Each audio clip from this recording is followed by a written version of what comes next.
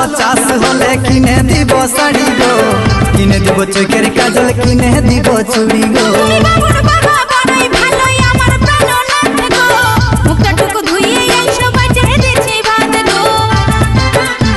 এই বছর ভালো চাষ হলে কিনে দিব শাড়ি গো, কিনে দিব চোখের কাজল, কিনে দিব চুড়ি গো।